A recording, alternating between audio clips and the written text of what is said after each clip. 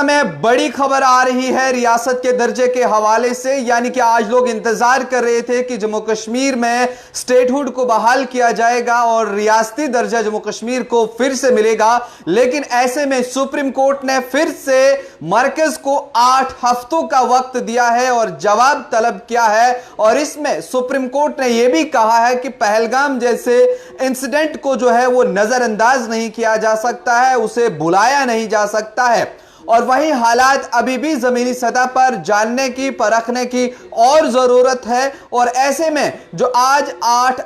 जो पहले 8 अगस्त की तारीख रखी गई थी कि इस पर समाअत होगी, लेकिन उसके बाद आज 14 अगस्त के ऊपर सबकी नजरें थी। और इससे पहले भी हमने एक अपडेट आप तक पहुंचाई थी कि आज बड़ा दिन होने वाला है जम्मू कश्मीर के लिए, क्योंकि सबकी नजरें, सबके हाथ में मोबाइल फोन था और दिल्ली की तरफ ध्यान लगाए बैठे थे कि सुप्रीम कोर्ट आज कोई बड़ा फैसला सुनाएगा और जम्मू कश्मीर के लोगों को इस 15 अगस्त 2025 पर एक बड़ा तोहफा मिलेगा। लेकिन ऐसा हुआ नहीं। सुप्रीम कोर्ट की जानिब से साफ तौर पर 8 हफ्तों का वक्त जो है वो मरकज से मांगा गया और जवाब तलब किया गया कि आप इतने में हमें जो है वो वक्त दे दीजिए, और तब जाकर के जो है रियासती दर्जे की बहाली की जो है वो मजीद आगे बातचीत की जा सकती है। और जैसे मैंने पहले ही आपसे कहा कि इसमें जो चीफ जस्टिस BR गवाई हैं, उनका कहना है कि पहलगाम में जो वाकया हुआ था उसको नजरअंदाज भी नहीं किया जा सकता है। और कहीं ना कहीं जो दरख्वास्त आज दी गई थी रियासत के बहाली के लिए, और उसमें आज जो सॉलिसिटर जनरल तुषार मेहता है, उन्होंने अदालत को यह बताया कि अभी इकदाम किए जा रहे हैं, बातें की जा रही हैं और इस पर प्लान बन रहा है कि जम्मू कश्मीर को जो है वो रियासत का दर्जा दिया जाए। लेकिन मौजूदा जो हालात हैं वो कई इशारे हमें इस तरफ दे रहे हैं कि अभी भी जमीनी हकीकत जो है वो ठीक नहीं है। लेकिन साफ तौर पर उन्होंने ये भी कहा कि असेंबली इंतखाबात जिस तरह से हुए, वहां पर जम्मू कश्मीर के अंदर लोकसभा के इंतखाबात हुए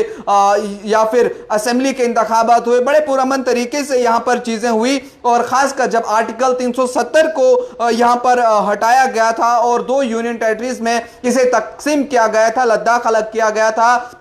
और जम्मू कश्मीर अलग किया गया था, और ये भी चीजें जो है वो सामने आई। और इसमें जो एडवोकेट ज़ोहर अहमद भट्ट और खुर्शीद अहमद और साथ साथ इरफान हफीज लोन आज दिल्ली सुप्रीम कोर्ट में मौजूद रहे और इन्होंने बात वहां पर रखी। और इसमें दरख्वास्त में जो ज़ोहर अहमद भट्ट है, उन्होंने ये भी कहा था कि इसमें अगर रियासत की दर्जे की बहाली नहीं हुई, लेकिन पिछले 6 साल से अगर हम देखें तो यहां पर डेवलपमेंट के जो काम थे या फिर बाकी चीजें हैं, उनको शदीद नुकसान भी पहुंचा है और शहरी जो है वो उनके हकूक भी जो है कहीं ना कहीं छीने गए। उन्होंने ये भी कहा कि यह भी एक खिलाफ वर्जी हो रही है कि अगर पहले सुप्रीम कोर्ट ने कुछ वक्त मुकर्रर किया था, इसे मजीद वक्त और जो है बढ़ाया जा रहा है, यह भी जो है कहीं ना कहीं कानून की जो है वो खिलाफ वर्जी हो रही है। दरख्वास्त में उन्होंने साफ तौर पर यह कहा था कि ये कानून की खिलाफ वर्जी हो रही है और जम्मू कश्मीर को जो है वो जल्द अज जल्द रियासत का दर्जा बहाल किया जाना चाहिए। ऐसे में तमाम की नजरें, तमाम लोग जो है वो आज सुबह से ही अखबारों की सुर्खियां पढ़ रहे थे, वेबसाइट्स को स्क्रॉल कर रहे थे, अलग अलग टीवी चैनल्स पर वो इस चीज को देख रहे थे, क्योंकि जम्मू कश्मीर को रियासत का दर्जा दोबारा वापस मिलना एक बहुत बड़ी खबर थी। क्योंकि साल 2019 की अगर हम बात करें, जब यहां पर इसकी दफा 370 को हटाया गया था, 35A को खत्म कर दिया गया था, तब के हालात और आज के हालात को रिलेट किया जा रहा है। और ऐसे में यहां की जो तंजीमें हैं, सियासी तंजीमें हैं, उनके अलग अलग रद्द अमल जो है वो सामने आए। भारतीय जनता पार्टी का लक्ष्य था 370 को खत्म करना, लेकिन नेशनल कॉन्फ्रेंस ने यहां पर चाहे लोकसभा के इंतखाबात हों या फिर असेंबली के इंतखाबात हों, उसमें कहा था कि हम दफा 370 की बहाली, रियासत के दर्जे की बहाली की जो है वो बात करेंगे।